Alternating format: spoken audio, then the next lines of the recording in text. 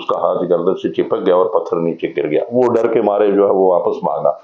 دوسرا آدمی جو ہے وہ آگے بڑا پتھر لے کر، تو اس کے آنکھوں کے اوپر اللہ نے پردہ ڈال دیا اور اسے رسول اللہ صلی اللہ علیہ وسلم نظر ہی نہیں آ رہے تھے. وہ بھی خوف کے مارے جو ہے وہ بھاگ گیا. تو یہ کیفیت تھی ان لوگوں کی. تو اس طرح رسول اللہ صلی اللہ علیہ وسلم کیا فرماتے ہیں کہ اللہ تعالیٰ نے روب کے ذریعے سے میری مدد فرمائی ہے. اسی طرح اللہ تعالیٰ کے نبی صلی اللہ علیہ وسلم ارشاد فرماتے ہیں کہ مال غنیمت کو میرے لیے حلال کیا گیا ہے. مال غنیمت وہ مال ہوتا ہے جو جنگ کے دوران مسلموں اور غیر مسلموں کی جنگ ہو رہی ہو، جہاد ہو رہا ہو، تو اس کے اندر غیر مسلموں کے اوپر جب فتح حاصل ہوتی ہے تو ان کا جو مال ہوتا ہے اس کو مال غنیمت کہتے ہیں، جو اسلامی فوج کے اندر تقسیم کر دیا جاتا ہے. تو رسول اللہ صلی اللہ علیہ وسلم فرماتے ہیں کہ یہ مجھ سے پہلی امتوں کے لیے یہ حلال نہیں تھا اس طرح مال لینا، اس کو میرے لیے اللہ تبارک و تعالیٰ نے حلال کیا. اس طرح فرمایا کہ زمین میرے لیے پاک کرنے والی اور مسجد قرار دی گئی ہے. یہ دیگر انبیاء کے اوپر جو رسول اللہ صلی اللہ علیہ وسلم کو فضیلت دی گئی اس کا بیان ہو رہا ہے. حضور خود فرماتے ہیں. تو فرمایا کہ زمین میرے لیے پاک کرنے والی اور مسجد بنائی گئی ہے.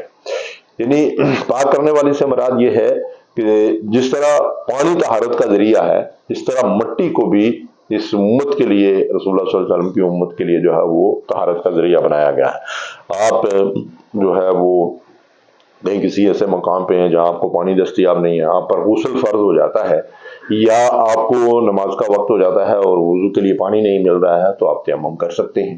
یا یہ ہے کہ پانی تو آپ کے پاس ہے لیکن آپ بیمار ہیں اور پانی استعمال کرنے پہ قدرت نہیں رکھتے، آپ نہیں کر سکتے ہیں، تو اس صورت میں، یا پانی آپ کے پاس اتنا ہے کہ اگر وہ پانی آپ وضو کے لیے استعمال کریں گے تو آپ کے پینے کے لیے پانی نہیں بچے گا، تو آپ تیمم کر کے، پاک مٹی سے تیمم کر کے آپ نماز پڑھ سکتے ہیں. تو یہ رسول اللہ صلی اللہ علیہ وسلم نے فرمایا کہ میرے ذریعے سے اللہ تعالیٰ نے میری امت کو جو ہے یہ خصوصیت عطا فرمائی. اور دوسری بات یہ ارشاد فرمائی کہ زمین کو میرے لیے مسجد بنایا گیا.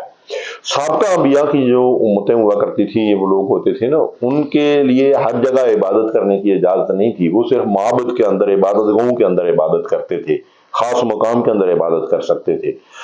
ہمیں اجازت دی گئی رسول اللہ صلی اللہ علیہ وسلم کی وساطت سے کہ ہم کسی بھی جگہ پاک زمین کے اوپر نماز ادا کر سکتے ہیں. پوری دنیا کو ہمارے لیے مسجد بنا دیا گیا، ساری زمین کو ہمارے لیے مسجد بنا دیا گیا.